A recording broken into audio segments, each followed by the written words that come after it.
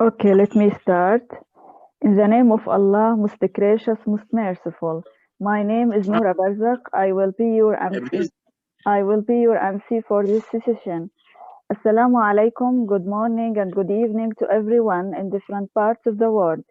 It gives me great pleasure to welcome you all, elders, lecturers, teachers, and colleagues, to this important and unique lecture by a leader in his field, our guest speaker, Mr. Mark Painting, the CEO of NAATI. First, let me mention that this lecture is now streamed live in our Facebook page. However, before I hand the mic to our president, Mr. Amir Al-Azam, to introduce the guest speaker, Mr. Painting, I wish to say a few words about our organization, the Arab Translators Association, ARTA. A few months ago, it was almost unthinkable for us to gather such a diverse audience virtually on Zoom. However, ARTA, a new platform that started a few months ago, made it happen. It aims to create a platform for Arab translators and interpreters, especially in the Arab world, whereby they can discuss their concerns, challenges, ambitions, activities, and future plans. One of ARTA's main achievements so far is the organization of a practical translation and interpreting course over the last 6 weeks, and it is available on YouTube. It is also planning to hold a conference next year on teaching English translation and interpreting, and more courses on translation and interpreting studies. ARTA is also looking forward to establishing relations with other similar organizations in the world where we can meet, cooperate, exchange ideas and experiences in the fields of translation and interpreting for mutual benefit. I also wish to state that this platform, ARTA, was the initiative of Mr. Amir, who is leading a group of dedicated men and women who work tirelessly to achieve the noble objectives of the organization. We are happy that with such a great start today, we are one step closer to achieving those objectives. Mr. Amir, the president of ARTA, is a professional translator, a thinker, an author, a writer, and a teacher. He started his journey in translation more than 25 years ago. He was instrumental in establishing the World Arab Translators Association WATA more than 15 years ago, as well as other translation societies. Mr. Amir continues to inspire and motivate the Arab translators and interpreters community to play an effective and critical role in building bridges with their counterparts at the local and international levels. Mr. Amir, along with his team members, has the vision and the determination of making this platform a leading organization of translators and interpreters in the Arab world. We pray that this will successfully be achieved in the near future with your support and cooperation. Now, may I ask Mr. Amir to introduce our guest speaker? Thank you. thank you, Noura. Thank you so much. Dear respected seniors, professors, lecturers, ladies and gentlemen, Assalamu alaikum, peace be with you all. It gives me and my colleagues in the Arab Translators Association a great pleasure to welcome our respected guest speaker, Mr. Mark Painting, the CEO of National Accreditation Authority of Translators and Interpreters, NAATI. We also welcome every member of the audience from different parts of the world in this virtual meeting on Zoom. My dear colleagues, in these difficult times when humanity is going through a lot of challenges, we are very happy today to have managed to organize such an important lecture with the presence of such a great and diverse audience. We are looking forward to listen to Mr. Painting's lecture about his journey with NAATI to benefit from his knowledge and experience in the field of translation and interpreting. We are also very happy to meet our colleagues from different countries. This is indeed a great historic and memorable day. Furthermore, I take this opportunity to say that our association ARTA is looking forward to cooperate with all similar associations and to host important speakers in the future to exchange ideas, information, and experiences.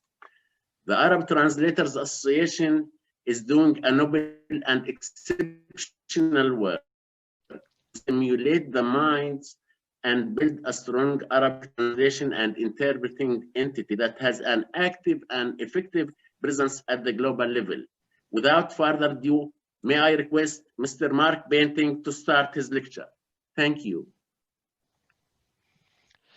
Thank you very much for that introduction, and hello everybody. Good morning, good afternoon, or good evening, depending on where you are in the world. It's a pleasure to be joining you. I'm in Canberra, Australia, of course, and here it's evening, Saturday evening. So I will, over the next hour or so, talk a bit about NAATI and its historic development in Australia, and there'll be plenty of opportunity for questions and answer after that. Now, the first thing I have to do, of course, is share my screen before we can start.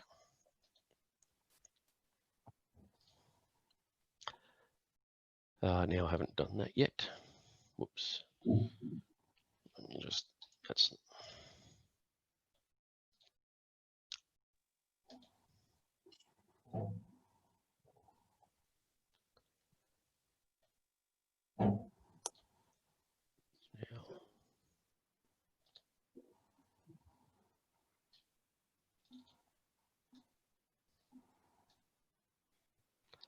Now let's hope. Now I'm hoping that everybody can see my main screen now. Good-o. Well, thank you again. And yes, as introduced, my name is Mark Painting. I'm the Chief Executive Officer of NAATI here in Australia. And I'll talk a bit about the historic development of NAATI, which is quite unique by international standards. Talk a little bit about where we are in more recent times, some recent very significant changes in NAATI and the development of the profession in Australia, some of our current challenges, and also talk a little bit about what we see the next little stage. I joined NAATI, so just for everyone's record, I have my background as business, public administration. I have no language or translating or interpreting skills whatsoever. I'm pure an executive manager, but luckily for me, I have lots of people around in the organisation and other advisors with that technical expertise. So I much more manage the business. So NAATI was established as a initiative of the governments in Australia. So in Australia, as a federal government and several states and territories, and together, NAATI started in 1977, and it was initially grew out of the need to provide support services to a lot of new migrants to Australia in the 70s, and these were largely post-World War II migrants and initially from Europe.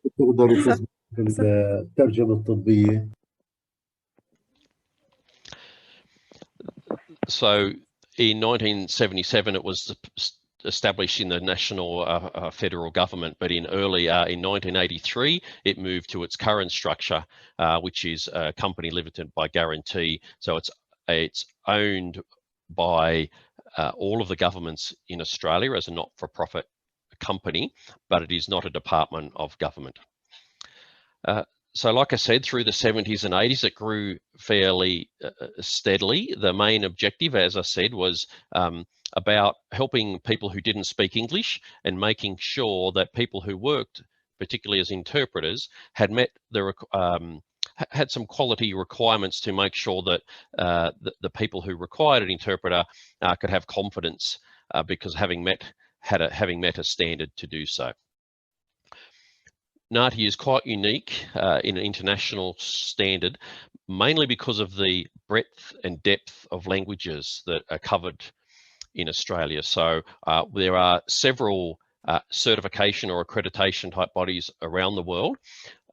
Some of them are national, some of them are limited to just a couple of languages or very small number of languages, or some of them are limited to a certain domain like medical interpreting and things like that.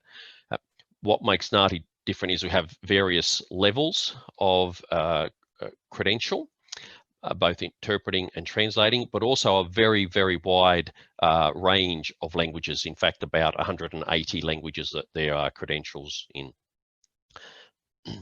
This includes, as well as the languages other than English and migrant languages, includes Australian Sign Language and a number of Indigenous languages to Australia's First Nations people.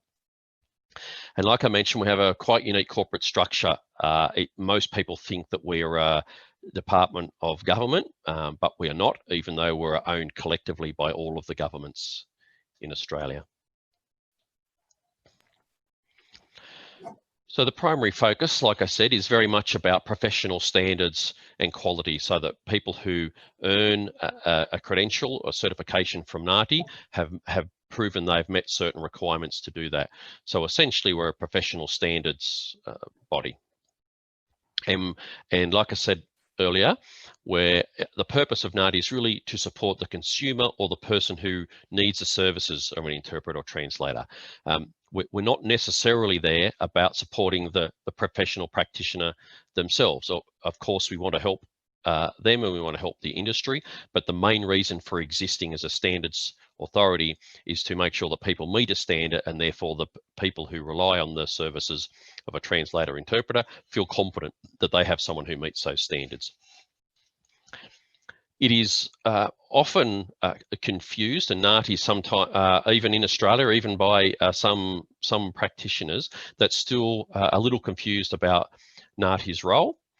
So it's just important to mention that we are not a professional association as a member-based organisation. So in Australia, we have the Australian Society of Interpreters and Translators, and that's the professional body that most practitioners belong to. And there are several others, language or geographic-based organisations that are professional organisations that provide professional development and networking. We're not an industrial association or a union. There is a union in Australia that covers the industry. That's called Professionals Australia, and they look after that. NAATI itself doesn't provide education and training opportunities. However, we do work very closely with institutions, universities, and training organisations that do so.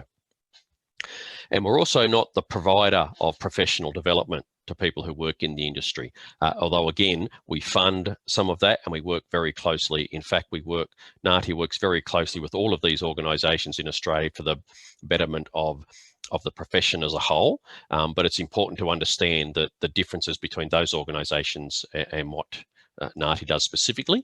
And NAATI keeps its role focused on the certification system and certifying people who meet the standard. So most testing is our main work. Now, there are still plenty of challenges, and some of these challenges are not unique to Australia and not unique to NAATI. But in the profession in Australia, by most standards, Australia is still a relatively small population country of about 25 million. Many people find it very surprising that NAATI, most people know that NAATI is among the most multilingual countries in the world, but we're also rated very highly on the most monolingual. And that sounds like a bit of a contradiction, but the reality of this situation is there are many people who speak English and only English, and then a number of other people who speak many different languages, but only small numbers of them. So it is a bit of a contradiction, but Australia is up on the top list of both the most monolingual and the most multilingual nations at the same time. Because of the migration patterns of Australia, it's always a challenge. As I said a little earlier, when NAATI first started, there was mainly European languages and people migrating from Europe. But as the migration patterns changed, so in toward the 70s, we started to have more Asian migration, especially Vietnamese areas, and then more recently areas from the Middle East, and then more recently again other areas that are under humanitarian migration. And what that means, it's a challenge because those waves of migration brings people that speak different languages, and our system has to struggle to find, get the expertise to create the appropriate professional people who can be examiners and create tests for us in those languages. Well, I put that we're a universal system, and what that means is spreading, where I said that we were unique earlier, what that means is trying to balance the difference between very high standards and quality, but also trying to create interpreters and translators that can help people across a very broad range of languages. And in some of the more recent languages, said humanitarian migration languages, it's very difficult to find the levels of literacy and education to create. So balancing those competing things, the need for quality, but the need for equity across the community is a bit of a challenge. And that's what's led to our structured tiered system where we have several different levels of certification. I mentioned in Australia, we have a federal government, but we have also 8 states and territories. So each of those jurisdictions have their own policies, initiatives, and so we're a national organisation, but we have to work in all of these states. And so that sometimes is a bit of it can present a challenge to NAATI.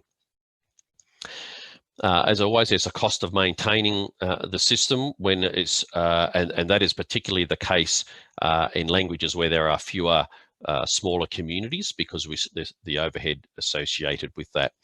And of course, we have offices, physical offices in each of the major cities as well. So they're becoming less critical because of the technology, the capacity for technology to be able to link the organisation up. But at the moment, still a lot of our testing, in particular interpreter testing, is still done in live face-to-face scenarios. So we still have quite a spread of people. It's always a challenge when you're a quality-based organisation, and most of our work is in relation to testing. Unfortunately, there are always people who are trying to breach the security of those tests, and as technology improves, and so does people's willingness and ability to try and work around that. So that is always an ongoing challenge for an organisation that sets standards and does so by testing. And in the industry more broadly in Australia, and I'm sure this is not unique to Australia as well, but there are challenges facing the profession more broadly that aren't specifically to NAATI, but unfortunately most of the professionals in Australia are not paid particularly well. Over the last 20 or 30 years, there's been more casualisation of the workforce, and this has led to more translators and interpreters working less often in less secure types of work, and that has meant some very good ones move to a more secure profession, and that continues to be a challenge. And like I said, I'm sure that that is not unique to Australia. So I mentioned before that NAATI had some very significant changes in the last 2 or 3 years, and essentially that was the introduction of a new certification system. What we'd had was a previous system of accreditation that had done quite well for several decades, but it had not changed for a very long time. And so it was not contemporary best practice. So a lot of work went into redesigning the test. It also lacked transparency in terms of the way candidates got feedback about the test. So the older system was a numbers-based marking system. I'll talk a bit about the rubric type approach that is used in the new system, but that was one of the criticisms of the previous system, and that made it prone to subjectivity of individual examiners, and very hard to maintain the quality and consistency across the vast number of languages. And of course, like I said, the testing regime itself was some decades old, and the administrative process to support that, the application process and processing and scheduling, was also similarly old and therefore quite inefficient.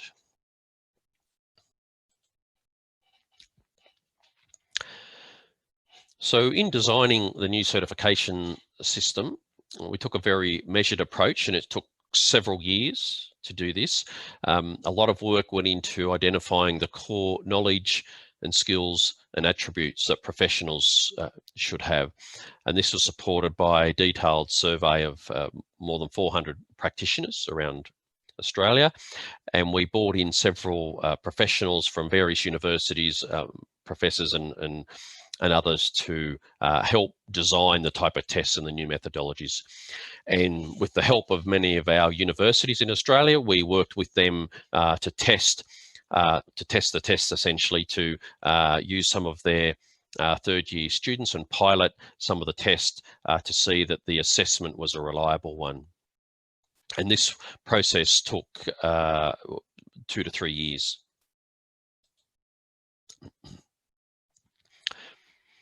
We also separated some parts of the test and implemented some requirements for what we call prerequisite, or things that people needed to do before they could actually do the test. One of the problems with the previous system is that almost anyone could attempt the test. Not surprisingly, not that many people passed because they didn't realize they could speak English and they could speak Arabic or some other language, and so they thought that's all you need to do. Of course, we know that translating and interpreting involves much more than that.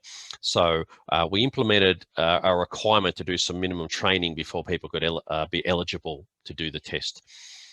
We made English proficiency, measuring of English proficiency. So with NAATI's system, as I said, 180 languages, but all of the combinations, one of them has to be English. So it's English and something else. So whilst there's some extent to which the English is tested in the interpreting test or the translation test, it meant people would be screened out earlier if they were not competent, so they had to meet a minimum requirement before they could be eligible for the test. We also have some ethical competency and intercultural competency components that are done as a mini test before people attempt the actual certification test. The certification test is pretty comprehensive, relatively expensive to run and administer. So if people, we didn't want to waste money and other people's time if they didn't meet these requirements before they were eligible to do the test. So depending on the type of training or qualification someone had would determines what test they're eligible to apply for.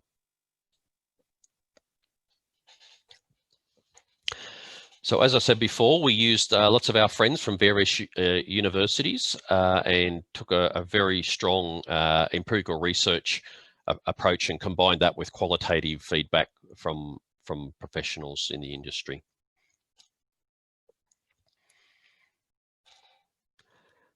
We also, another survey was undertaken because part of the changes was introducing a requirement for compulsory recertification, so that professionals who got certified get their certification for 3 years, and in that period are required to demonstrate a minimum level of practice to keep their work skills up, as well as a minimum level of professional development. And a survey of existing practitioners, more than 3,000 of them, helped us refine what that recertification policy would look like.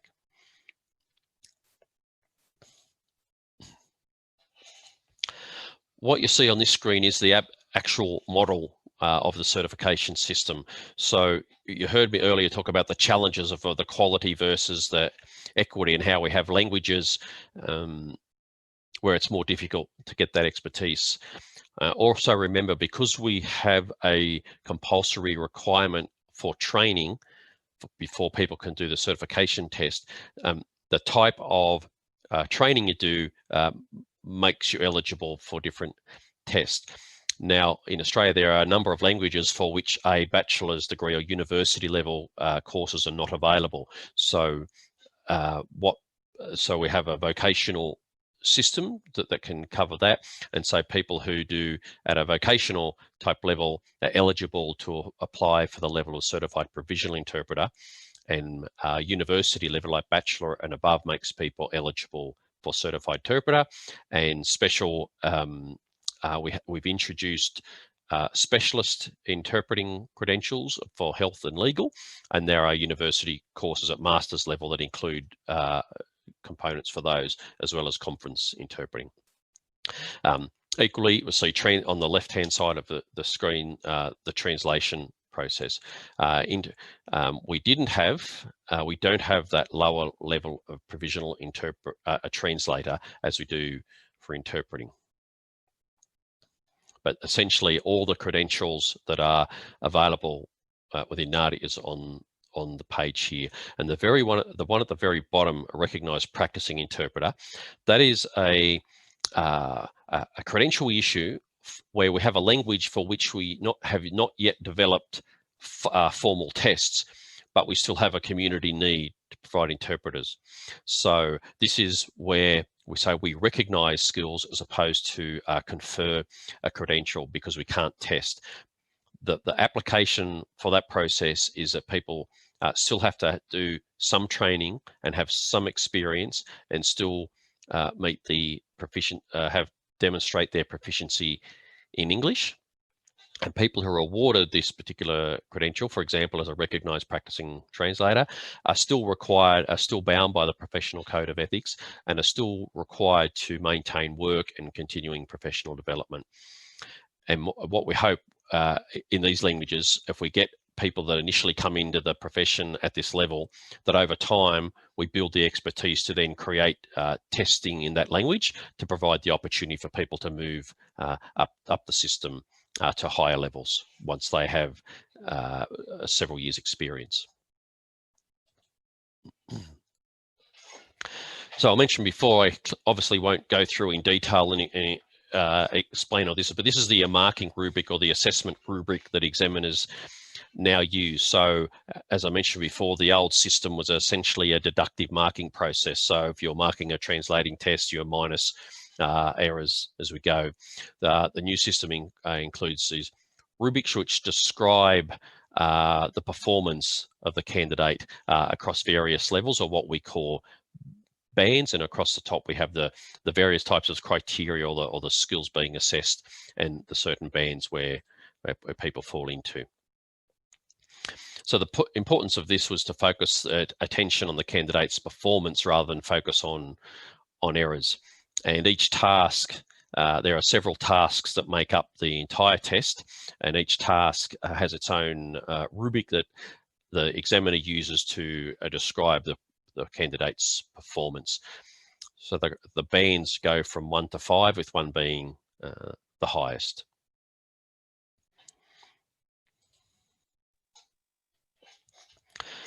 So when candidates do the test, and this applies both for translating or interpreting, there are 2 examiners. So we have, in every language, we have what we call, we have some contracted examiners, expertise.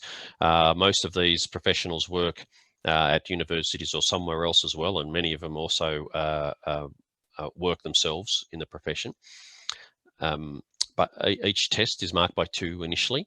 If there's a disagreement or not agreement or alignment or consensus within the first 2, then it can be referred to a 3rd examiner as well.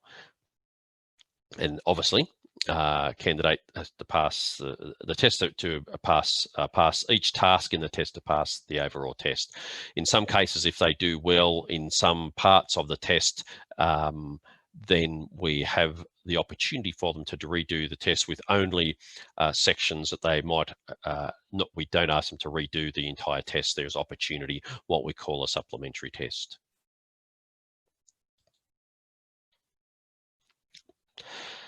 Now, I also mentioned earlier that whilst the test regime itself was quite old, that also a lot of the administrative process and practices were also very old. So whilst we were working on the new test system itself, we also took the opportunity to look at the supporting policies around that, including the application and assessment process.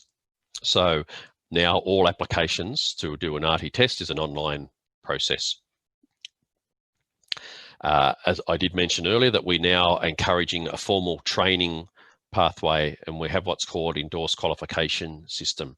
So universities and training colleges and organisations all around Australia apply to NAATI to have their course recognised under our Endorsed Qualification system. And what that means is where we approve that application, it means that students who complete that qualification at that institution are already eligible, have met already all the requirements to be eligible to apply for the test. So the only way they can be certified is to pass the NAATI test, but going through this pathway is the preferred way. And we have much better outcomes because of the requirement for education as a pathway. We provided some support to the professional associations to improve access and value and quality of professional development.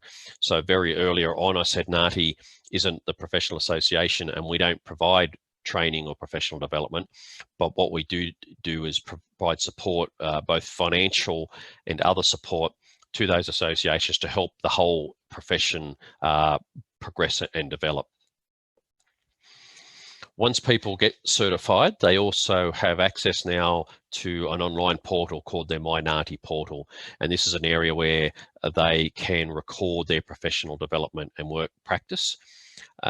We also have a public online directory, so all the people that hold a NAATI certification can be found on the NAATI website, and in the My NAATI portal is where people choose to be listed on that directory or not, or perhaps to what extent they might be. So some people might want their name only, others want to include their name and contact details and their own website link and all of and for example. So this enables professional practitioners to have that portal where they can determine that. This is particularly, the portal and the online directory is particularly important for translators. The industry in Australia is such that most interpreting assignments or most interpreters are engaged through what we call language service providers as agencies in total. But on translating side of business, many more individuals work individually on their own business rather than through organisations. So having a presence on the NAATI portal means people who are looking to get a document translated can go to our go to the NAATI website to put in a language and where they are and so forth, and it will bring up the details of certified translators in their area. NAATI also commits around $50,000 a year to a research program to look at ways of improving professionalism and ongoing testing and developments within the industry. And we also have amount of up to $200,000 a year in total, what we call for development purposes. And this is open to all sorts of organisations and institutions to either improve training or professional development or other innovative innovation type initiatives within the industry. So NAATI accepts applications under both of these funds and assesses them, and will it seeks to reinvest money back into the profession. And we work across other professions to try to raise the profile of the profession in Australia. In particular, those other professions include the legal and the healthcare profession. So as I said earlier, the development of the industry in Australia was very much from a starting base of supporting migrants, and it had much of a social support for it. It's taken a long time for the profession to be recognised as a profession. So as well as work on building the profession of translating and interpreting, we're also working with other professionals, and these two projects here are projects that NAATI has worked on with other organisations. So one is the recommended national standards for working with interpreters in courts and tribunals. And this was developed in consultation with the Judicial Council on Cultural Diversity in Australia. And this working group had several lawyers on it, as well as several professional interpreters. And this is a guide, not just to interpreters, but more importantly to courts, about how to work more effectively with interpreters in courts. And the second one is another joint project that we did with a number of health professionals to help them and educate them to how to work more effectively with interpreters in healthcare, in hospitals, and so forth. So in the current year, right at this moment, or not very recently, at 30 November, not too long ago, there were, as you can see, almost 14,500 individuals that hold some level of NAATI certification. In total, there is 17,825 individual credentials. So, a number of individuals hold more than one. So they might hold both translating or interpreting, or they might be an interpreter in several languages or a translator in several languages as well. Of those 17,800 odd, more than 1,000 of those credentials are held by people who don't live in Australia. So there are a number of people in various parts of the world. Maybe they came to Australia at an earlier time to studying and kept their certification or took it with them, or others simply like having NAATI certification as an additional qualification. And as you can see here, we have those credentials are in 182 languages at present. Several new certifications were issued just in the last financial year. So where I said here mostly transition, and what that is, when you heard me explain about the old accreditation system, people who held a previous accreditation had the opportunity to transfer that into the new system, which most of them did, thankfully, and that window of opportunity has now closed. I also mentioned that we have a compulsory recertification requirement. In the last financial year, close to 2,000 people went through that process. And as I said, it's a very simple online process. People record their professional development and work practice online in their NAATI portal. When they submit it, it's assessed and reissued. With the new system, we've now passed 40 languages that we're now actually running testing in, and that will continue to grow as we develop. As I said, obviously the older system was more than that, but because of the very detailed process we went through, we reintroduced testing gradually across the languages, and that will continue to grow. And NAATI is also taking a bit more of an international focus, and we are members of international organisations such as Critical Link International and SUTI, which is the International Conference of Universities that teach translating and interpreting.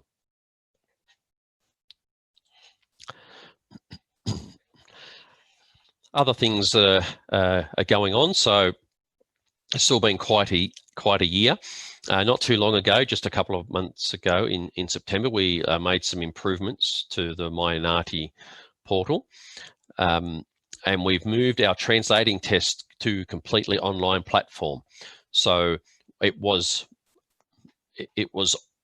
online before, but the process was a bring your own device. So people would still essentially come to a NAATI office with their computer and do it online, but do it there on their computer, but in our environment. Just very recently, in fact, just from September, October, we've now gone completely online. So all NAATI translation tests, certified translator tests, are actually done completely online from people in their own home logging on to a secure portal. So that's a very recent initiative. So what that means, of course, is that people can now do a NAATI test from anywhere in the world, at least for translation for now. We are continuing to develop the specialist interpreter tests for health and legal. Those tests will be in two parts. There's a a knowledge component that will be an online test.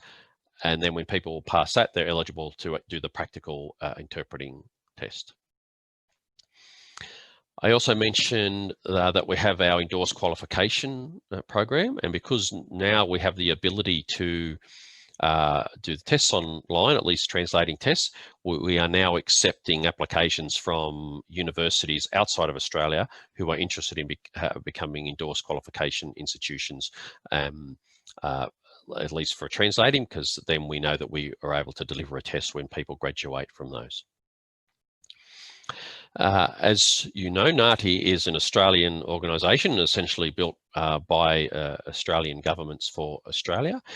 In recent times, we've had a formal request by the government of New Zealand about adopting NAATI as a requirement in New Zealand, and so we are working with the government and people in New Zealand with a view to making that possible.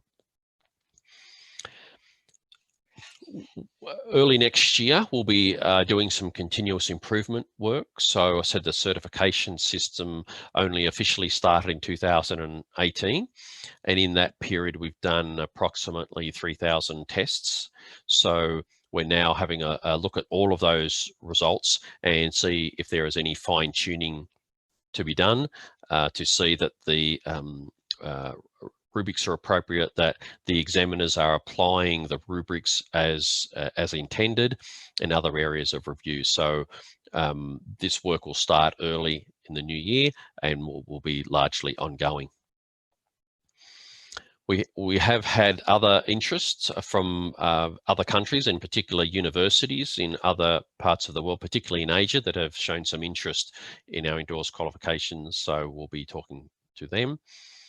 And we'll continue to develop the capacity to do interpreting tests online. So at the moment, as I said, we already have our translation tests completely online. In interpreting tests, not as yet, because we still require a live scenario base, and that's proven a little difficult. But that work will continue to a point where sometime in future we'll be able to do interpreting tests from anywhere in the world as well. Now, we couldn't talk about 2020 without mentioning the coronavirus. And like most organisations in the world, we were caught out in surprise, and this very significantly impacted our business because, like I said, for most people, for us to do testing, would come to an NAATI office, and that became almost impossible. In addition to the testing we do for the translating and interpreting profession, which is our main work, we also have some other tests, language competence tests, just purely in language. And so there are a few other products we have, but coronavirus meant we couldn't do any of those. So we were very worried for quite a period of time. We had to cancel many hundreds of tests, but we had progressed on a path of digital transformation, and we certainly had to make that happen a lot quicker. So there was a lot of business working in the background. We had to redeploy people to do other work, developed a comprehensive plan to deal with that, and rapidly develop some online capability for testing, as well as training, because as I mentioned before, we have lots of examiners, and we train them to understand the assessment and the rubrics and to mark them properly, and we were doing them in face-to-face sessions as well. So we had to move all of those to an online as well, and out of this, as I said, became the catalyst for the translator test to be done completely online as well. So certainly a very challenging year. I'm pleased to say that it has proven to be a very positive one for us, but back in March, we certainly didn't feel that positive about it then. So we only introduced, as I said, the translating tests very late in September, and just in this period from the 22nd of September to the 15th of October, we tested 255 candidates in 23 languages, and we surveyed those people after the test to get some feedback as well. All in all, it was proven to be very very productive. We've made a few minor changes, but all in all, it worked really well, and so we've continued to develop that.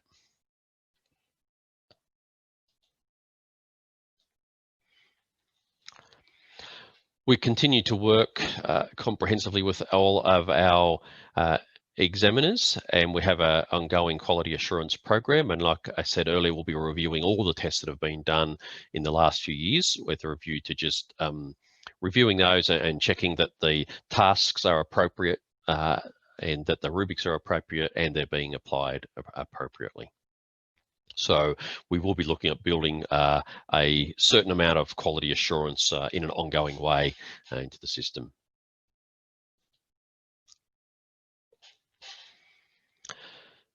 So in summary, I guess earlier on in the presentation, I talked about some of the challenges facing the profession in Australia.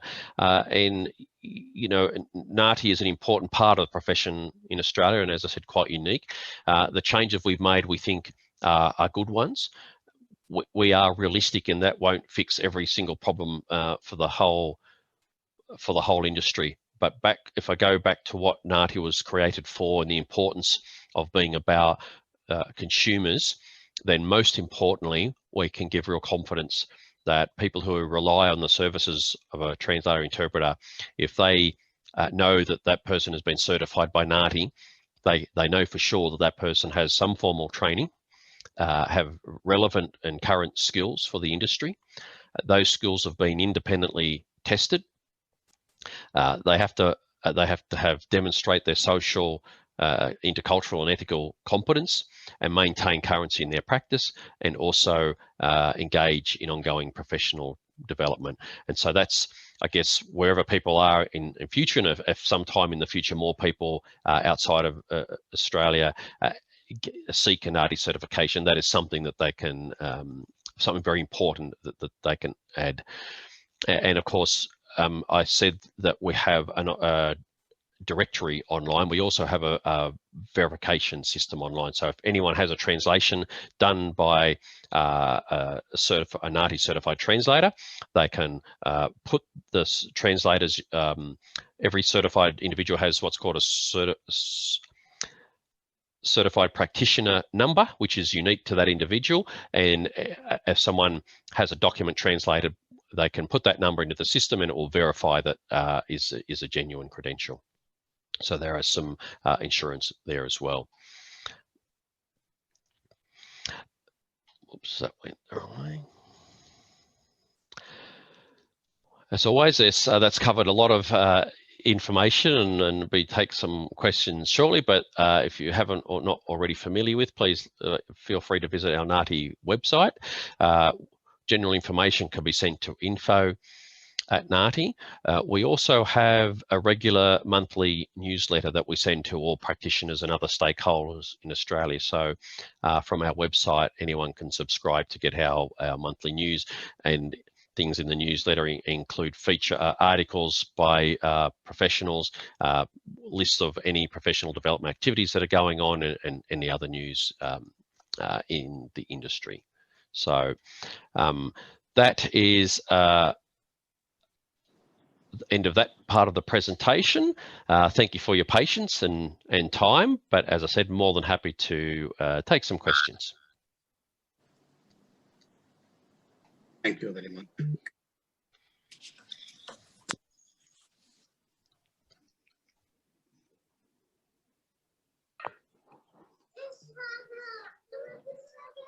Thank you, Dr. Mark, for this informative lecture.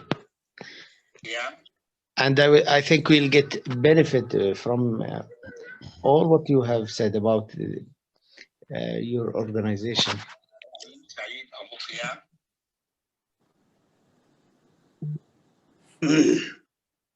Yes.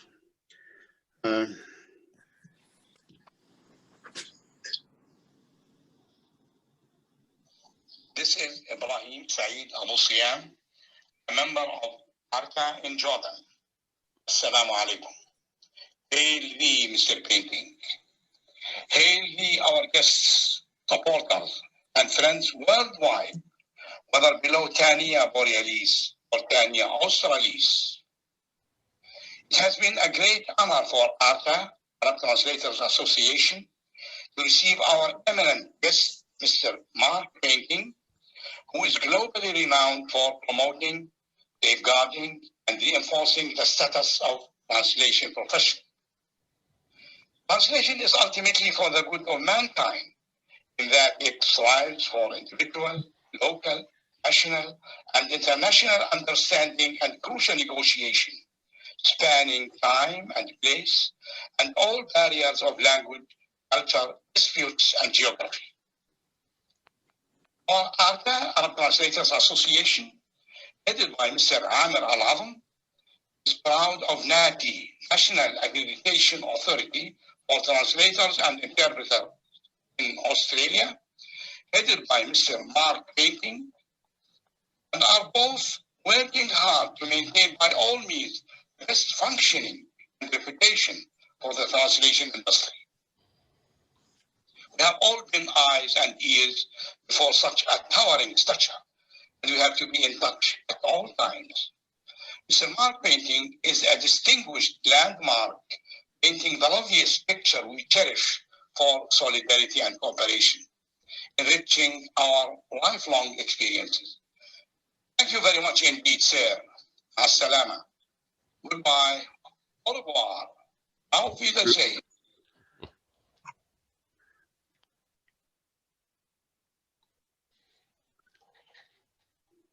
Thank you very much. And I'm more than happy I've shared the presentation with the ARTA, and I'm more than happy for that to be distributed to your members as you see appropriate. We do thank you, Lily, for your time and effort. Many thank Mr. Mark for this, nice lecture. I just wanted to mention that I bought the form of attendance on the chat. Please, all of you, fill it.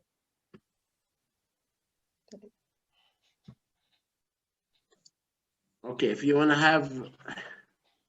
have a certificate of attendance, you can fill out the form. If you have any questions, please just raise your hand and go ahead. You can ask Mr. Mark. Thank you, Mr. Mark, for this in-depth, valuable, exceptional, and fruitful lecture. Thank you so much. Really, we appreciate. Okay, Dr. Mai, just go ahead. Okay. Really many thanks for this informative lecture.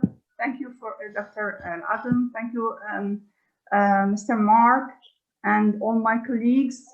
Okay, I just want to ask Dr. Mark one question, if you don't mind. Of course. Dr. Mark, you spoke about the certification, okay, and you said that, and you spoke about English proficiency, I think, isn't it? Okay. Yep. And you said that within the scope of English proficiency, you focused on knowledge, on, let us say, skills, attributes. Then you said there are methods of assessment, and I heard also about minimum formal training requirements for this proficiency. Okay, but I just, as far as your knowledge is concerned, and also your experience within or in this field, I just want to ask a question. Yeah. Okay. Your certification or your institution is focusing on which trend about on this evaluation? Is on theory, on practice? I didn't understand this point, because there are many theoreticians, linguists. They're focusing on just one trend. Some of them are focusing on the other one. Some are on both. Okay, but the word knowledge, skills, I don't know. It is, I think, general. It is a general umbrella for these two, let us say, aspects. Okay. Yeah. Thank you. Sure. Yeah. Thank you for that question. yeah, there's obviously a lot more information below those. So when we talk about the knowledge and the skills, I guess it was initially based on surveys of hundreds of people about the particular skills required. So, you know, for interpreting, what we call meaning transfer, discourse management, site translation skills, etc., etc. And so the test has been designed based on ways to try and demonstrate that someone has got those skills. So that's the development of the test. Now, the English proficiency is a component required before you can even apply to do the test. So those initial requirements, the training, when we talk about formal training, that has to be training in translating or interpreting.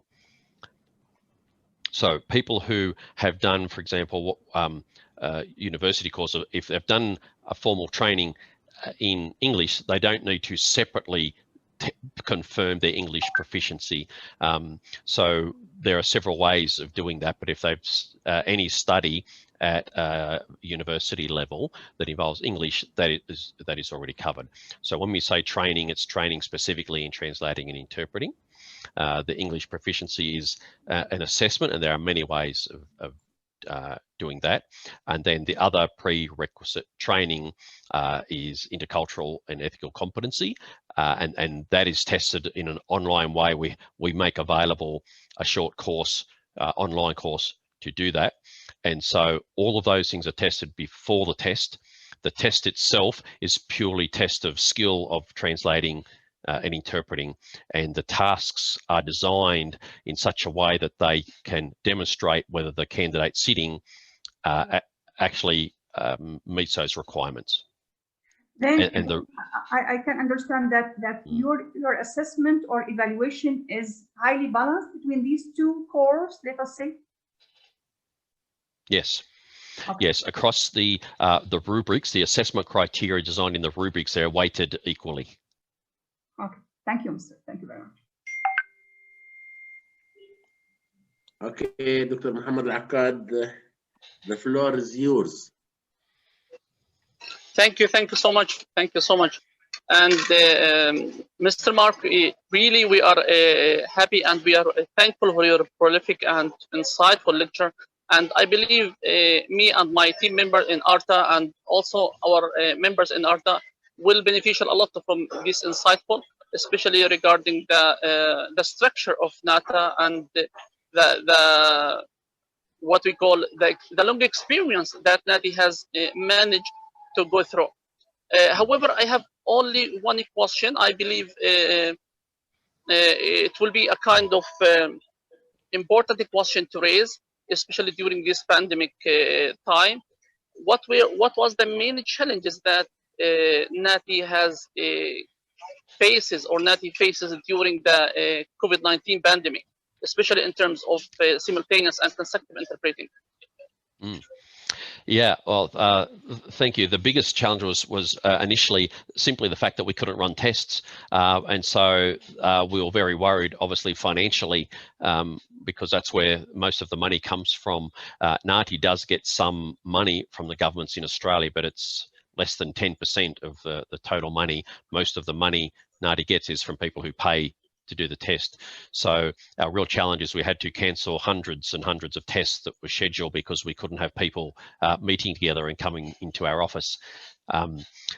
Hence the work to more quickly develop the online testing, which we did for translating. And we used initially for interpreting, we actually did some interpreting tests using a video conference, basically. Microsoft Teams as a platform where we had the supervisor and the test candidate and two role players essentially and we did it that way. It wasn't ideal, and we intend to develop a more secure online platform, but that was the immediate challenge, and that's how we got out of it initially, was running tests that way, but it did make us put a lot more effort on our digital transformation.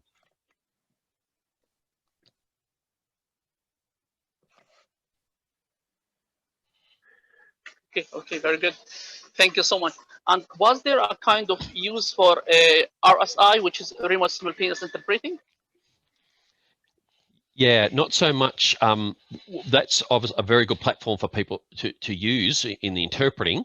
Of course, but not necessarily for the testing. But we are exploring one of those technologies to develop our our future interpreting platform. But for now, in Australia, we are now allowed to have people back. So we've now commenced doing face-to-face interpreting testing. The coronavirus in Australia is under control at this stage, so we are allowed to have people in. So yeah, there are only a handful of cases in all of Australia at the moment. So we can go back live, but it could happen again, and so we'll continue to develop an secure online platform using RSI type technology. Yes. Thank you so much. Thank you so much for this prolific answer. Thank you so much. Pleasure. Thanks indeed.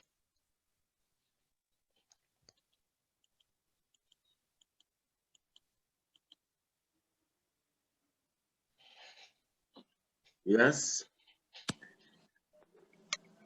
Does anybody have any question to ask Mr. Mark? Okay, go ahead, Dr. Khalid Zabi. The floor is yours. Excuse me, can I ask a question, please? Yes, go ahead. Go ahead. Okay.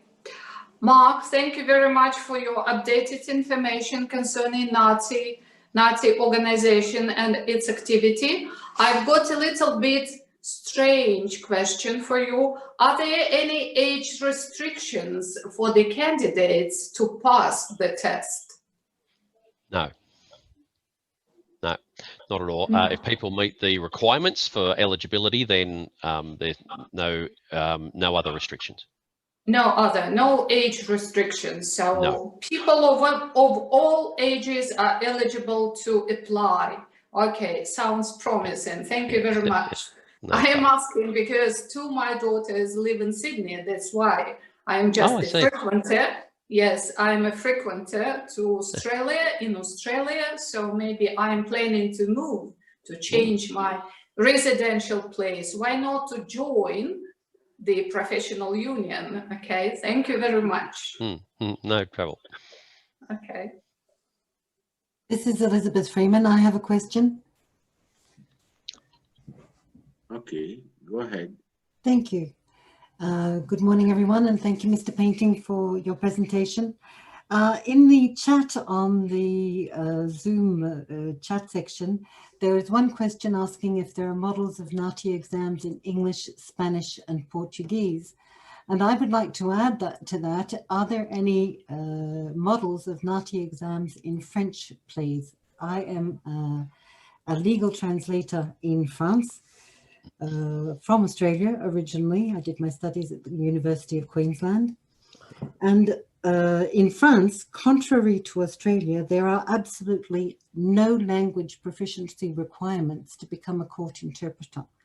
Is NAATI in contact, or has the French Ministry of Justice ever contacted NAATI to find out how things are done in other countries? Because it is this is one of the things that we are trying to petition for with the Ministry of Justice to develop language proficiency requirements to be able to be appointed as a court interpreter.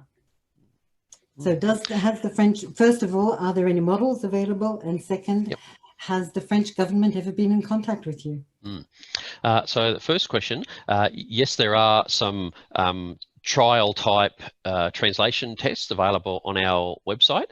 If you, I won't be able to find them, but if you email the info@NAATI that was in the presentation, but if you go on and have the website itself and go under certification and find it a little bit, there are some available, and the assessment rubrics in general sense are also there as well, just to understand how, back to the earlier question about how the types of tasks that make up and the sorts of things that are assessed. So yes, they are in almost every language. Like I said, it's always English and English and French or English and German or English and something else, but English is always one of them. I should just mention, I probably should have mentioned this in the presentation, for translating, so obviously with interpreting, it's a English, French or English, Arabic combination. Translating the test is 2 separate tests, one for each direction. So you can be certified English into Arabic, Arabic into English, the 2 separate tests. But there are examples of some of them available, yes. As for the second question, is no, we haven't specifically heard from the ministry in France. We do occasionally get some other countries talking to us, and as I said, New Zealand has taken it the furthest because we've been talking to them for 2 years now. But other countries often ask, and certainly when I present or other colleagues present at conferences, there's plenty of interest. One of the organisations I mentioned, SUTI, so that's the International Congress of Universities in Translating and Interpreting. They're very much headquartered in France, so there's some connection there, but we've not had any direct request or engagement. Okay, thank you very much. Yes, Mr. Marwan, go ahead. Yes, Prof. More thanks for all. I want to say all attendance for all countries, Dr. Maya Shekhli, the head of the department, all of this generous invitation. My question is for Mr. Mark. Is there any advice to pass for translation test? Sorry, is there any advice? Is there advice from Mr. Mark to pass in translation test? He asking for an advice for the candidate who would like to pass this test. What is your point of view about passing this test? He's actually one of our students from Amman Arab University, and he is concerning about this test, and he's seeking your advice about how to run this exam or test successfully. Thank you, Marwan. Thank you, okay. Thank you for the clarification. Yeah, so obviously, yes, the application, if someone has met the training requirements, and the application process is on our website. So if someone's eligible, I would encourage them to apply. There is, we do give, once people apply and are found eligible, there is some important advice and instructions we give to make sure they can sit the test well. Translating is not so bad. We do have, unfortunately, a lot of people who do interpreting tests who don't read the instructions very well, and often are sometimes someone who could be a good interpreter fails a test because they haven't read the scenario properly or other things. The translation test is a bit more straightforward, and the instructions are quite clear, and there is information on the website about what the test involves. So yeah, if anyone has the necessary training, yeah, we would encourage them to do it. Of course, there's no requirement for anyone. You have to have NAATI to work in Australia. You don't need it anywhere else, but a lot of, as I said earlier, there are 1,000 odd people around the world that hold a NAATI certification, and they do so because it gives them a competitive advantage in their own market. More thanks, Mr. Brock. I'd like to ask a question. Sarah, go ahead. Yes, thank you very much for this very informative lecture. I'd like to ask Mr. Painting concerning accreditation of certification from other parts of the world. Do you accredit, for example, in Palestine? For example, in Palestine, we have a certificate granted by the Ministry of Justice. Do you accredit this? Do you give accreditation to certificates from other places? Short answer is no. So under the old system, we had part of the pathway to getting what was accreditation was a recognition of overseas, some other qualification. So it is possible to get a certification from NAATI from Palestine or anywhere else, but the only way to get certification by NAATI is to pass the NAATI certification test. So that is now available for translating, but not yet interpreting. So having a qualification from an overseas university or something may assist in being eligible to apply for the test, but it still involves a test. Thank you very much. Yes, Ali Idrisi. Yes, thank you very much for organizing this talk, and thank you to the speaker, Mr. Mark. Very interesting and enlightening.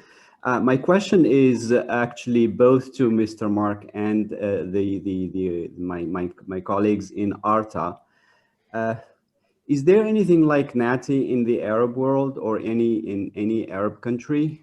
So is there any form of national standards certifying authority for translators and interpreters in any of the Arab countries? And if not, what are the chances of having one? Thank you. Where are you from, Mr. Ali? Sorry, I'm Ali Idrisi from Qatar University. I'm in Doha, and I'm a linguist. Oh, I see. Okay.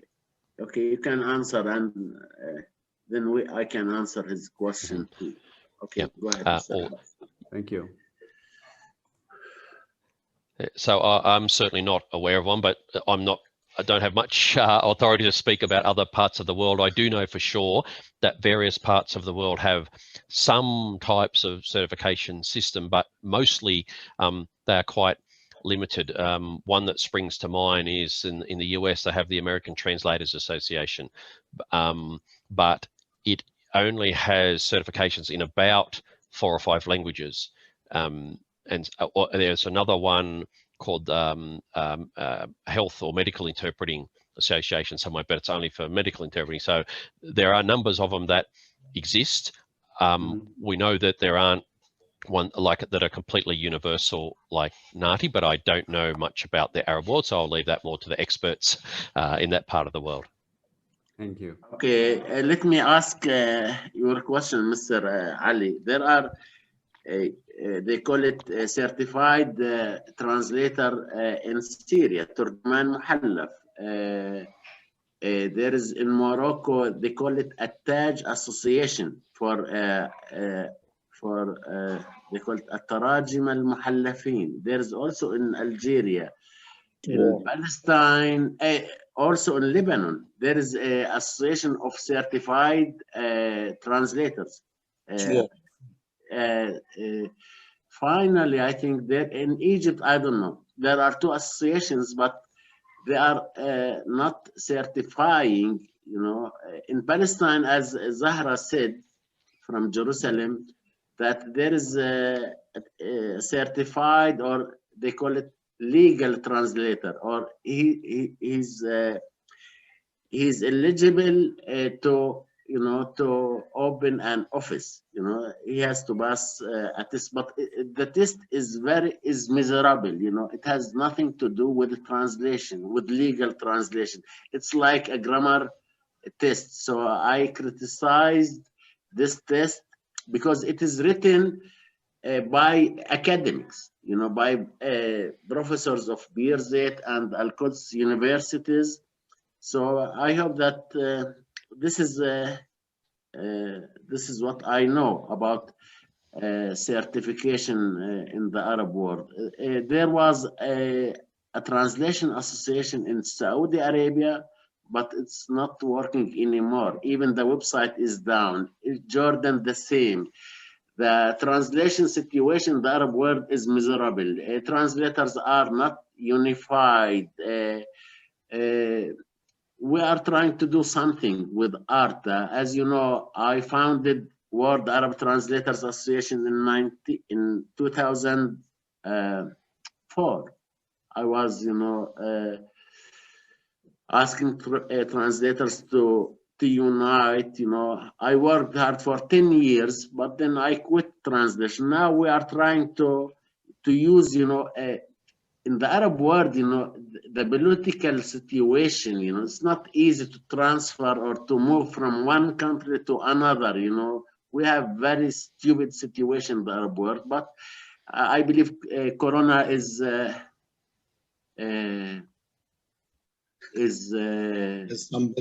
mercy to Arabs. You know, is a mercy. You know, now we can talk, we can hold meetings, lectures, no barriers, no visas, nothing. Now we can do something. Inshallah, you know, it takes time, but you know, with sincere efforts, we can do something. We are trying, you know, and we met the Minister of Culture here in Palestine. He was very supportive. He even said that I have a diploma in translation, and he said, okay, just I will support you. And now we are in the legal system with, you know, here licenses is not easy. You have to go to the Interior Ministry. It's like, you know, you are creating a party, a political party, you know. This is a very still situation in the Arab world. But, you know, we have too much support to, you know, to make things go smoothly, inshallah. Go ahead, Mr. Young. Okay. Hello, Mr. Young. Miss or Mrs., I don't know. Hello. Hi, Mark. Yes. Yeah, I have a question that because next year I need to renew my NAATI certificate, but when I log into my NAATI account, I found a problem. I cannot, other categories are fine, but only for the ethic category, there will be a requirement for maximum, let me say 6 points for that. But how to get the points for the ethic, because we don't have such environment to get the ethic lessons or classes for that. So is there any other ways to finish that 6 points? Yes. Yes, in fact, if there is no other way, then we can make access to the NAATI's own training module available. Oh, okay. So I need to fill out some explanation on that column. Yes, or if you email NAATI and ask whether it's possible to do the ethics ethics module. Okay. And by the way, I heard that there will be a discount for the renewing fee next year. Yep, that's right. Yeah. All the way from when COVID started, all the way to next June 2021. Anyone who had to recertify in that period, it's only half of the cost, and we also reduced the PD points requirement as well. Okay. And how to pay for that fee, because I didn't see any payment links on that website. Yep, no problem. When it's all automatic, so when you apply to recertify, it'll ask you to pay. When you put the process in, it'll ask you to pay and create an invoice automatically. Okay, but great. Thank you so much, Mark. If you have any problem at all, please email info@NAATI, and you obviously already have a CPN number because you're certified already. And someone will help you through it. Thank you so much.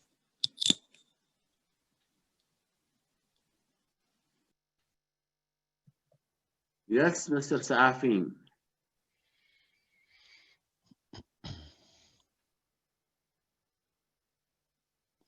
Okay, Rose Lubricat, go ahead. Hi, hello. I'm Rose Lubricat. I'm a freshman student at Amman Arab University. And I just wanted to ask a question, a really quick question. Translators are considered to be the bridge between countries because, you know, they help other people talk to different nationalities and stuff like that. So I wanted to ask, how do you guys deal with words or concepts or slangs that are perhaps ununderstandable or untranslatable? Do you know what I mean? Exactly. That's my question.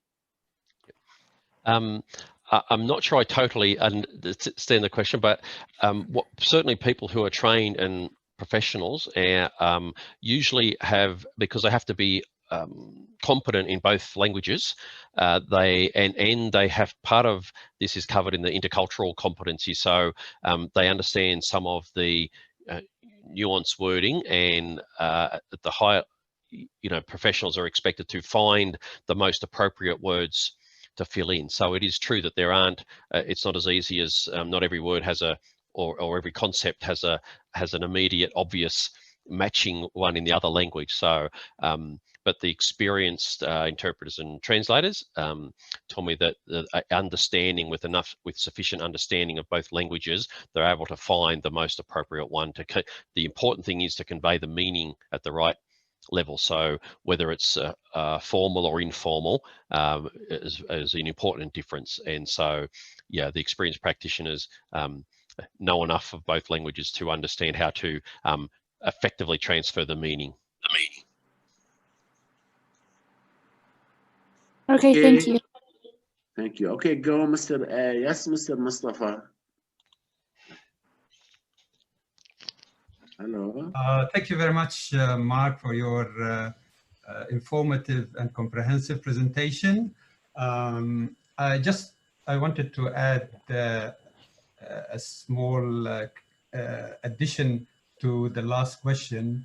With regard to Arabic, we have so many dialects in the Arab world, as you may know, and I read the policy of NAATI and the exams samples, and the candidates who want to do the tests, as far as translation is concerned, they must know what we call the modern standard Arabic, which is the formal Arabic across the Arab world, in order to pass the test from English into Arabic. And as far as interpreting is concerned, they need to know what we have specified as educated spoken Arabic, which is not the dialect of any particular country. It is the level of Arabic which is understood by most Arabs, which is very close to modern standard Arabic, but without applying the vocalization to each and every word in the sentence. So I think my Arab colleagues understand what I'm saying. In Arabic, it is لغة المثقف أو اللغة الثقافية اللي بنستخدمها وليس اللغة العامية في الاختبار. Thank you very much. Thank you. Yes, and thank you, Mustafa. Yes, that's a very important point, particularly for Arabic. Yeah, may I just comment? I was translating 3 days ago a paper from Tunisia. I met 12. It's standard in Tunisia.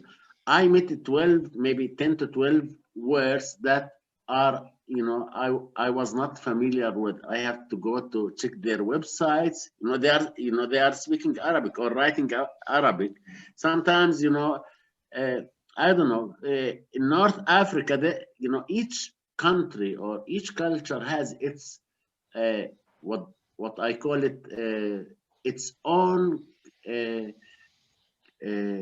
linguistic characteristics. I don't know, or you see some differences from one country to another. American English is not like British or Australian, right? So, I had a hard time translating that text. Even I am a legal translator, but it was the first time I meet such words, in legal text, I mean. So, I don't know. Okay, Mr. Ali Idris, yes, go ahead. Yes, I just want to pick up on the last point that was raised, and it's something that I had in mind actually to ask Mark, because this kind of issues is something that require a lot of research just to dig them out and get some insight into the challenges that they pose to translation and interpreting. And I was wondering how much of research does NAATI conduct or encourage or is involved in, not necessarily as far as Arabic is concerned, but in general. Yeah, thank you. So earlier on in the presentation, I identified an area. We actually have our own research fund that we support, but we do work with a lot of both the professional associations. So here in Australia, AUSIT is the National Professional Association, and they do quite a bit of research as well, but also with our key institutions. It's usually not specific to language. Like you said, it's more about lessons in interpreting and translating generally. And so some of the recent research has been on how different environments in courtrooms impact the interpreters' performance. Other ones have been on vicarious trauma of interpreters working in the justice system, where they are hearing a lot of difficult stories of humanitarian migration and things like that, and so how vicarious trauma is best handled and things. So there is lots of plenty of research ongoing, and we are usually in touch with various research organizations and always take on board their suggestions, and that's part of our future plans for our continuous improvement program, where we make changes to we'll make changes to our test to try and keep learning lessons from any of that empirical research.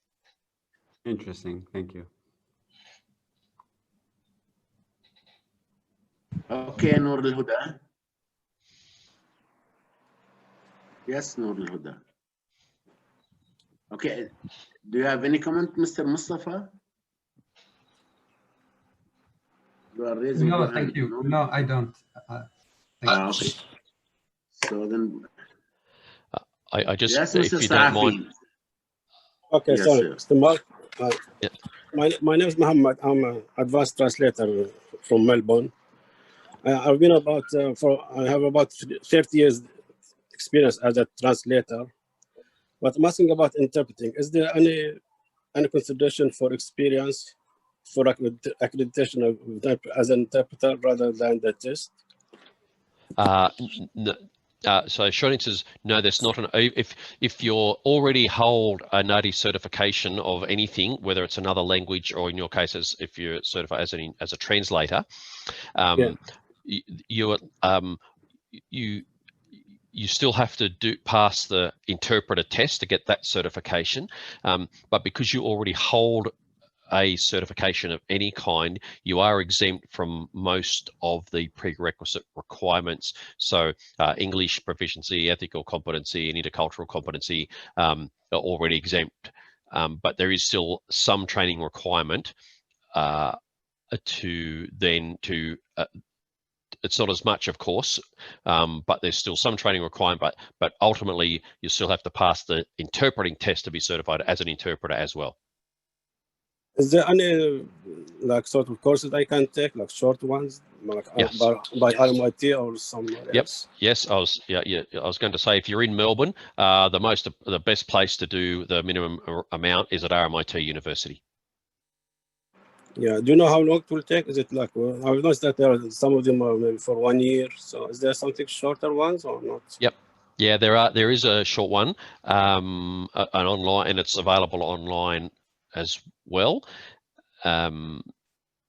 If it's in Arabic, yeah, it's the particular course, the very shortest one you can do is actually just delivered in English, because it's about the generic skills of interpreting rather than the language. But if you already hold a certification like you do, it's obviously assumed you're competent in both Arabic and English. So the shortest one is only about 4 or 5 units and probably can be done in a few months, but I would check with RMIT University. Yeah, but instead, still, after finishing that course, I have to do the NAATI test rather than their test, right? Yep. Yeah, you still have to, ultimately would still have to do the NAATI test. The course will make you eligible to do the NAATI test, but you can only be certified by passing the NAATI test. All right, thanks a lot. Okay, Ola. Okay, yes, Ola. Hello.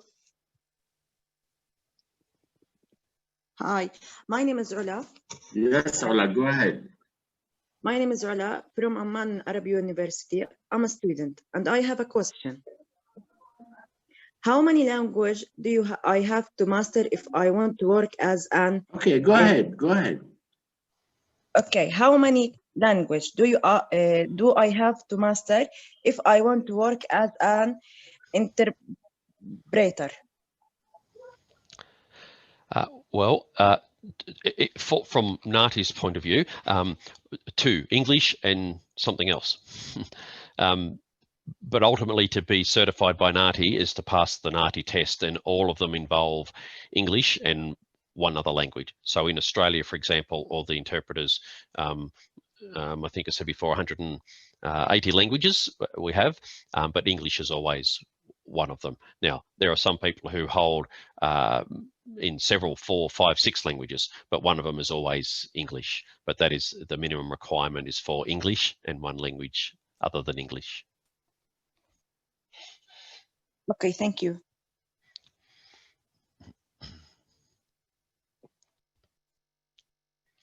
I did see I'm sorry, I haven't been because I've been listening and concentrating. I haven't been monitoring the chat, but I just did see one question pop up from someone in India. I don't understand Arabic, so is English or Hindi available at NAATI? Yes, it is. We actually test in English, Hindi, and English and several other languages from India as well. And someone also asked if NAATI certification is certified in Spain and in countries of the Middle East. So not officially. There are some people that live in Europe and parts of the Middle East that have a NAATI certification, but it's not acknowledged by any official country outside of Australia. But testing, at least in translating tests, is available, and in future years, interpreting will be available as well.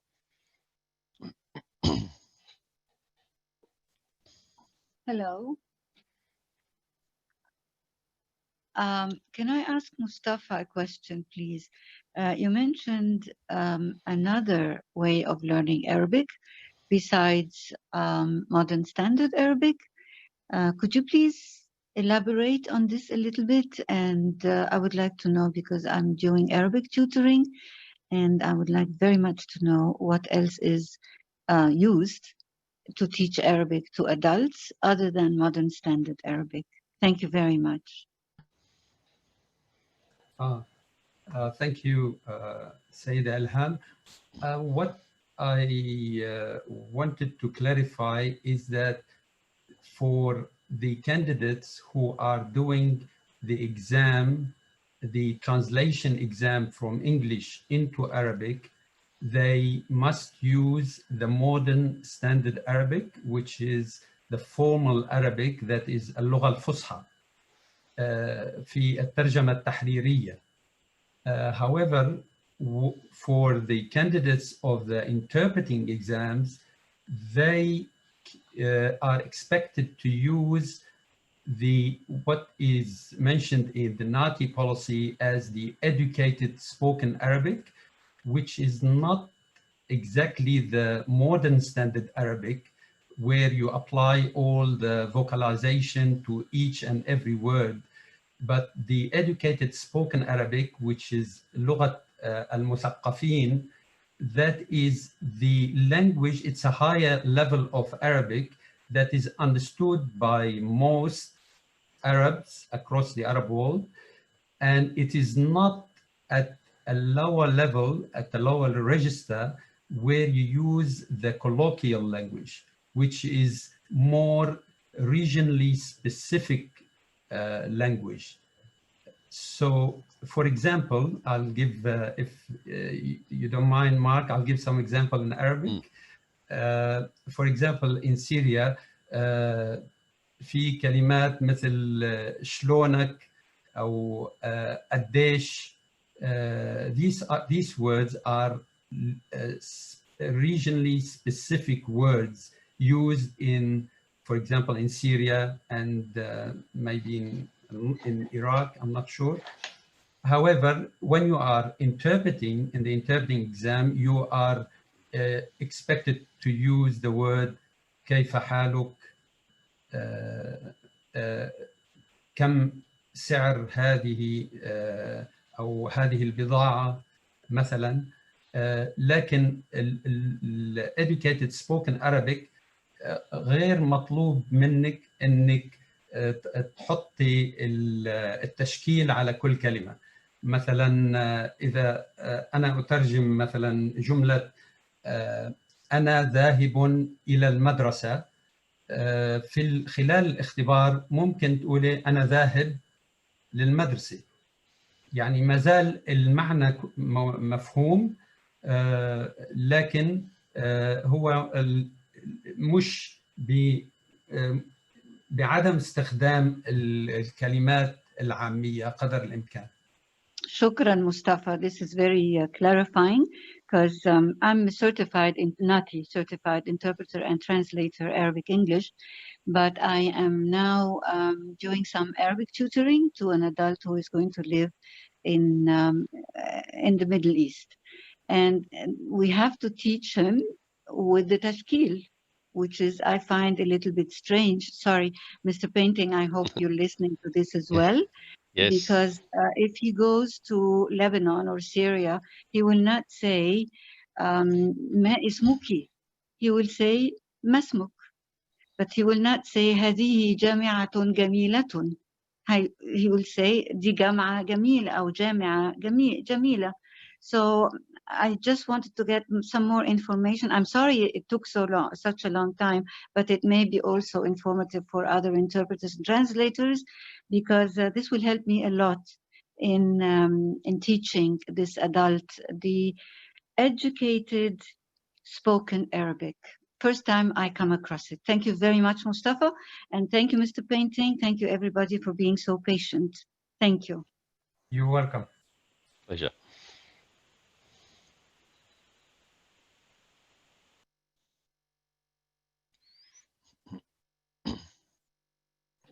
Sorry, I just want to comment on what Mr. Mustafa and Ms. Ilham said. I think all what you said is falling within the scope of cultural specificity of each language. And I think the translator should be highly acquainted with both cultures, the source language and the target language. In this case, he can avoid all these difficulties or troubles in his translation. Even the dialects, the accents, all these things may fall within the scope of cultural specificity also. Thank you very much.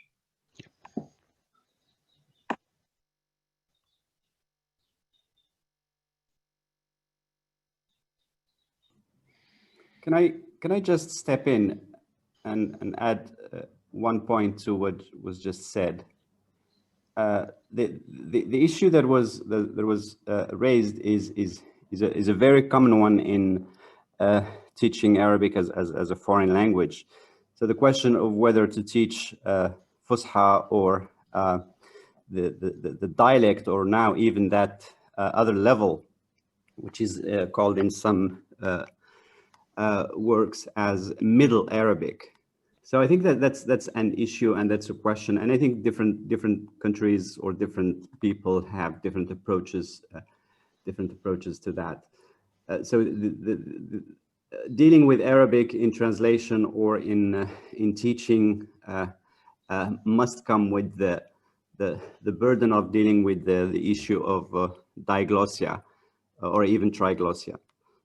So I think that's, and again, that's one question that should be addressed in intensive research on the issue. Thank you.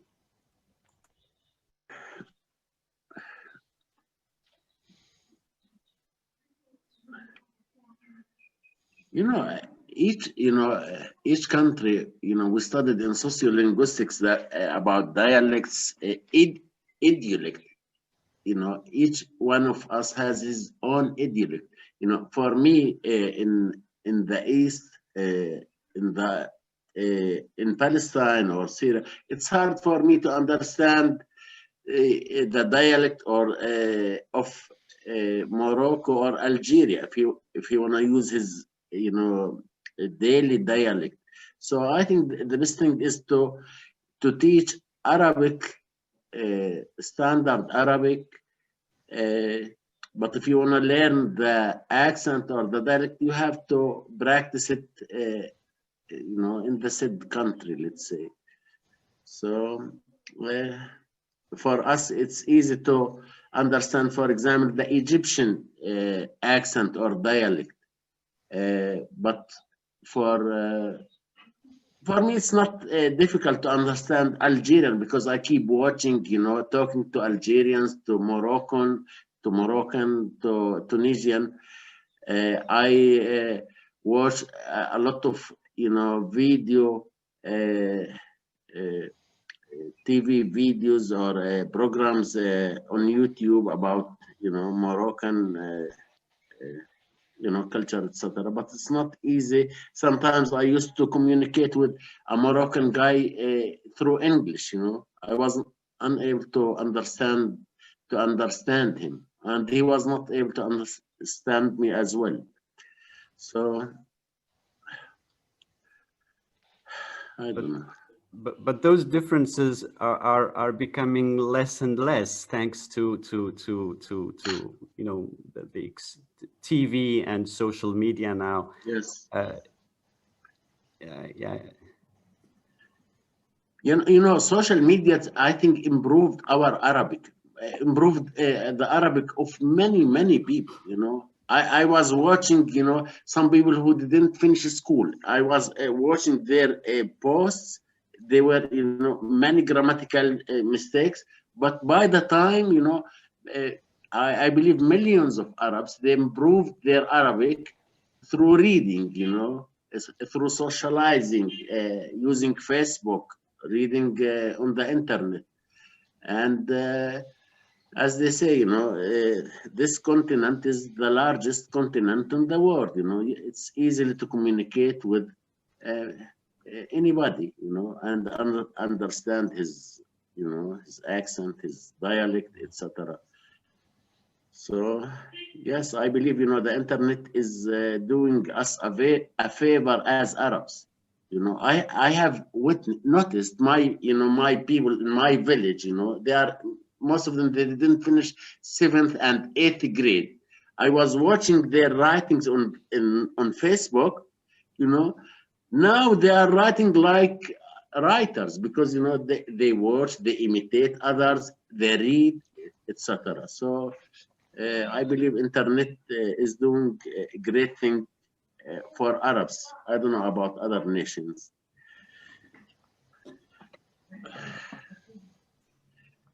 Yes. Okay, Eva. Yes, go ahead, Eva Zahul. Yes, Eva.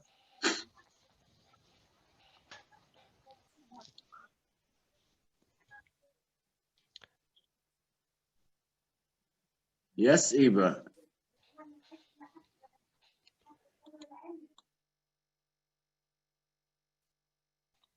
Okay, go ahead, Fatih. Khalil. السلام عليكم أستاذ عامر. عليكم السلام ورحمة الله. Hi, Mr. Mark. Thank you for the lecture for tonight. It was amazing. And thank you to everyone. Just adding to what everybody was saying right now, there is difficulty in America with translators and interpreters. People are asking for dialects, not classical Arabic.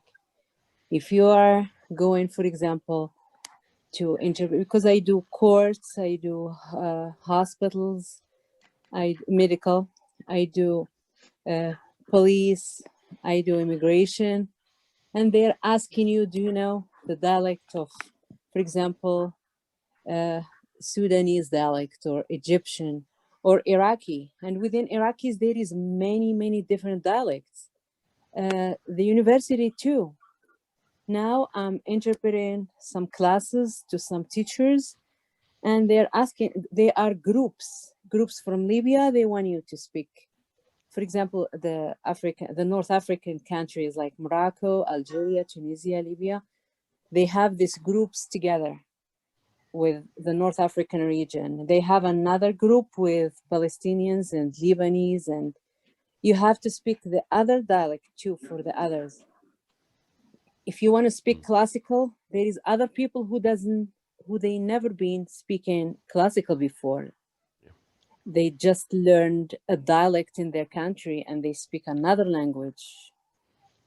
And do you have any idea how to approach this situation? Yeah, not really, but what I would just ask to remember is that when for NAATI, for the purposes of testing and certification, we test it, we use the modern standard Arabic, but for the purposes of testing, because it would not be practical for us to have 10 different tests for Arabic for the various things. So what we hope is that if people are competent enough to do the test at that superior language, then they have the ability to help other people speak and might know more about various dialects and help through a medium to help people connect, but understand the difference between our certification and the tests required to be certified, as opposed to when you're actually then working as an interpreter. And I acknowledge that doesn't make it always easy, but at least if an interpreter is certified, we think they're more likely to be able to at least help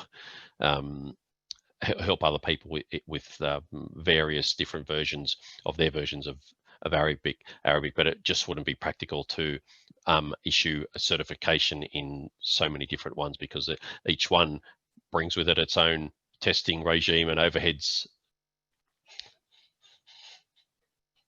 I hope that makes some sense.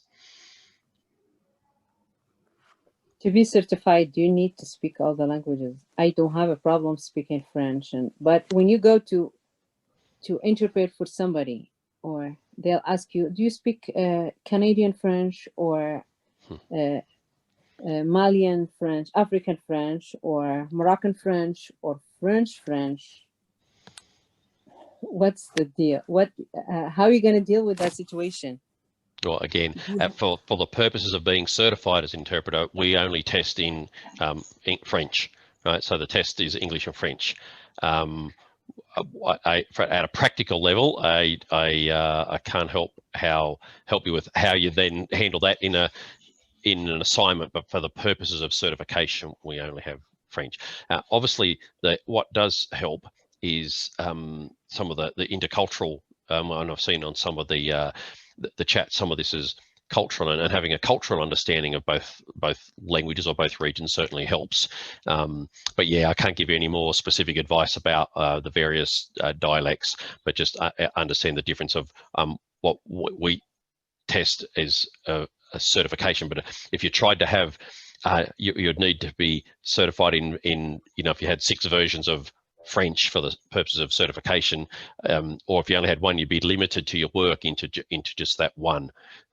So the certification system tries to keep languages at the broad level for the purpose of being certified. Yes. Thank you.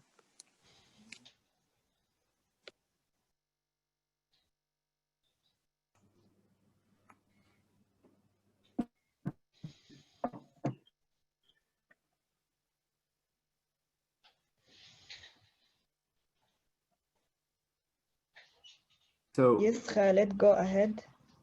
Khalil, not Khalid, actually. I am Dr. Khalil from Amman Arab University. Before leaving this meeting, I would like to thank Mr. Painter for his perfect and wonderful induction and presentation about the situation there in Australia, and all the organizers from Palestine and other countries for the great efforts that they have done to this presentation. Actually, I would like to comment on the point that dealing with dialects or varieties of language. Of course, when we are testing, we we do care about standard language, right? The language that educated, or the language of education. This is the most important language that we care when we are testing. But in the case of diglossia, for example, or polyglossia, where we have more than 2 languages at the same country, or we have 2 different dialects, accents, slangs at the same country. In this case,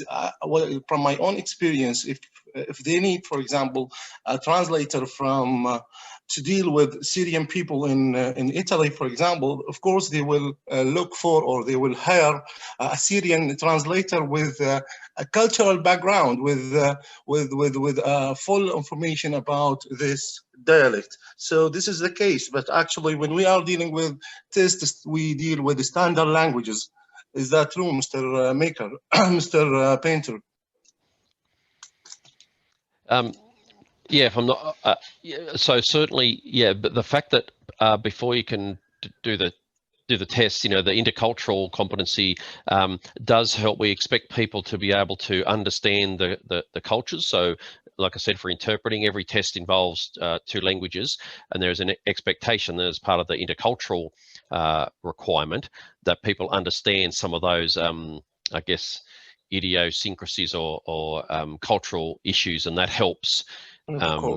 Helps with to bridge that communication gap, because as you know, words even in English, lots of words we use in English don't literally mean what they say because of slang or other things. So the cultural part of it is really important, which is why people have to pass a separate test on intercultural competence in those 2 languages before they can even attempt to do the actual certification test.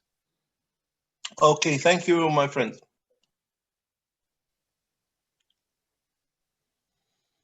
Yes, Dareen, Ramik. Hello, my name is Dareen Chobe and I'm from Amman Arab University. You have very active and dynamic professors then. We have seen many students from Amman, Thank you you. should feel proud of your professors and university as well. Thank you, sir. Yeah, we are. I have a question, if you don't mind, please. Yes, go ahead. Go ahead. What do you find to be the most challenging aspect of a career in translation?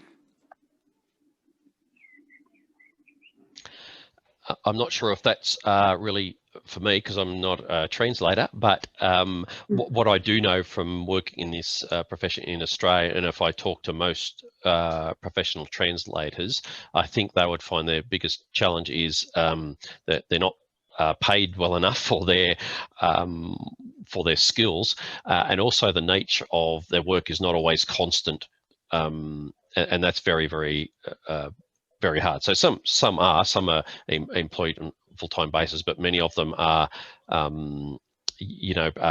transaction based or project based, and so the continuity of work is a challenge for them. So as I said, I can't say I'm not a translator, but based on the feedback and the professionals I talk to in Australia would be a couple of the biggest issues.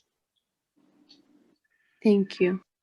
Yes, Ramik. Farida Anwar, go ahead.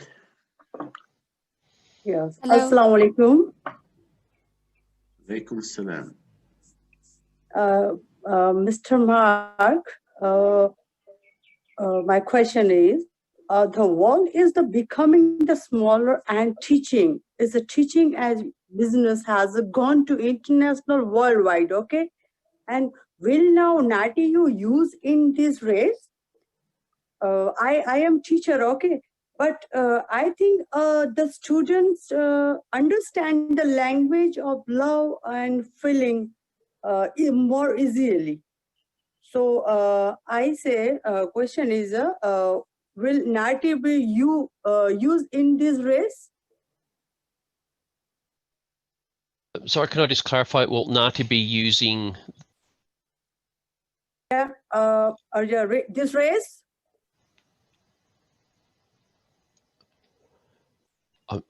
I'm sorry, I'm not sure I'm understanding the question.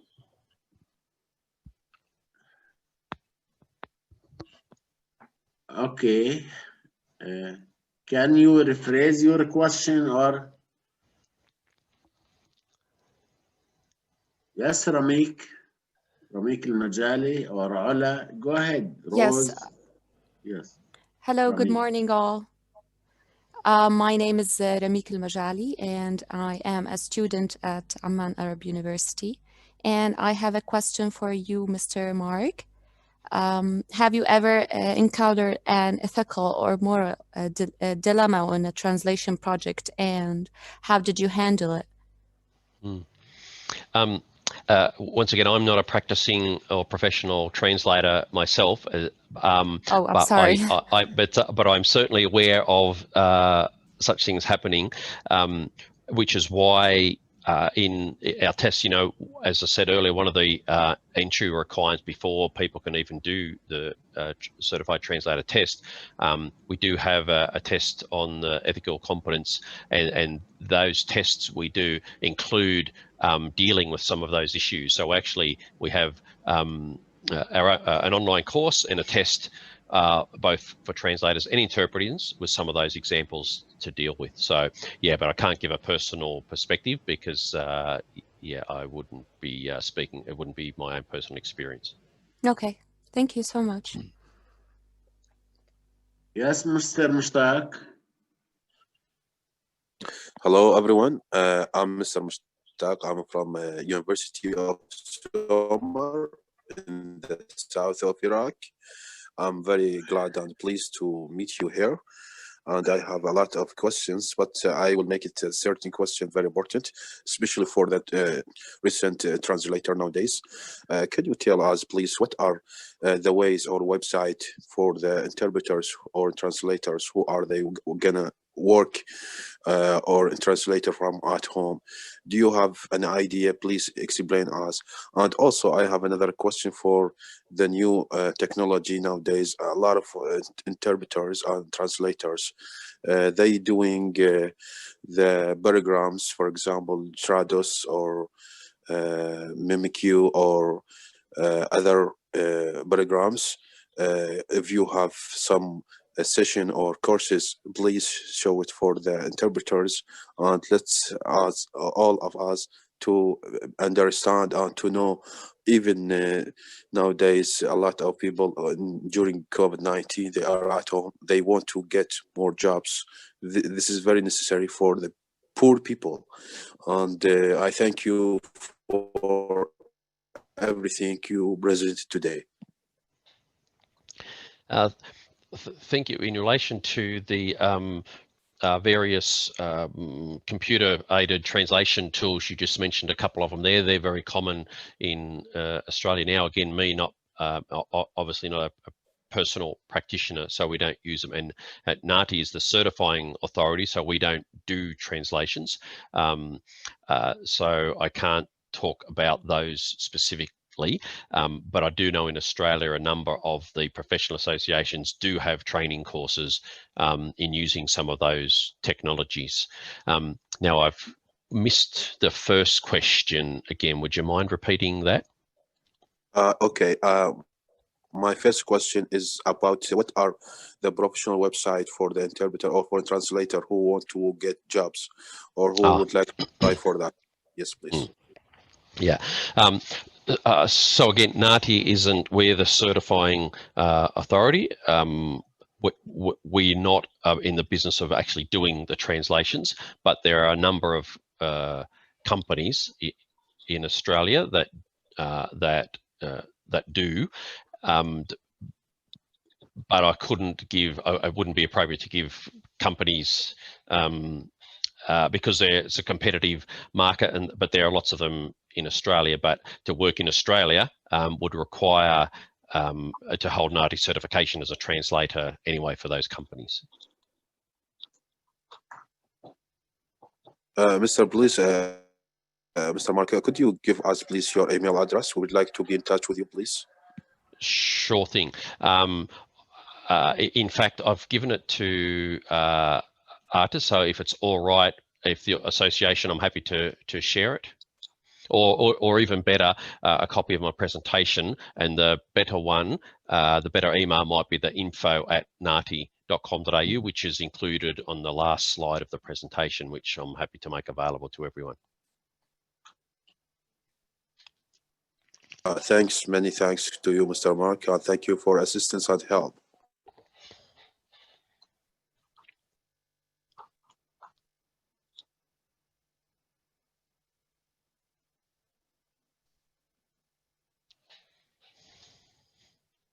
Okay, Nada Sakin. I think we should. Assalamu alaikum. Alaikum salam. I'm Nada Sakin from Egypt. I want to ask Mr. Painting, how can I improve my level in writing and speaking without having an instructor from I working from home and so on, and I want to have to improve my accent, and I don't have a native speakers to tackle with. So how can I do this? Thanks. Yes, I'm not sure that I'm unfortunately in much of a position to help, me not being a linguist or a translator or interpreter, and being based in Australia. But as all, you know, in here at home here in Australia, we would tell people, you know, the formal training in at the universities and training centres is the way to go. But of course, I'm not familiar with your situation and where you are, so I don't want to be a bit insulting if I just told you something like that. So yeah, sorry, I can't help too much, but perhaps some of the other professionals in the association might be able to, might be better placed to do that.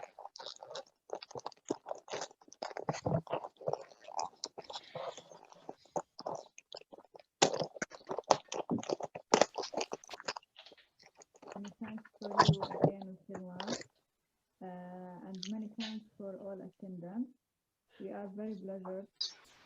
Thank you. I'm having very, very hard to hear.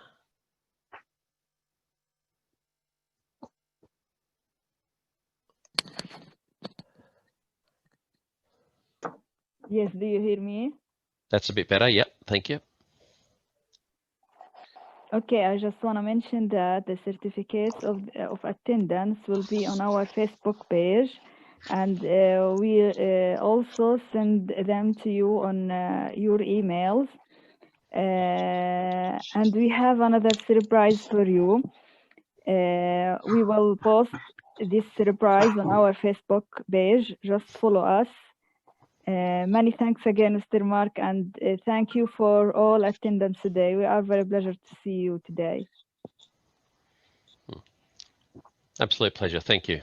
Thank you. Thank you, Mr. Mark. We are very glad and proud to have you today, and thanks to all audience members who came today to attend this valuable lecture, and hope we can keep in touch. This is a very important lecture. It will be uploaded on YouTube and circulated to translators community, inshallah. Thank you once Thank you again. very much. Sorry. Just want to say thank you very much for organizing this and for your presentation, Mr. Painting. It's been very informative and educational, and many questions were very relevant to our profession. Thank you. Bye-bye. Thank you. Thank you. Okay, hope to see you in other coming, with other occasions and other coming lectures soon, inshallah. Congratulations and thank you, everyone. Thank you, sir.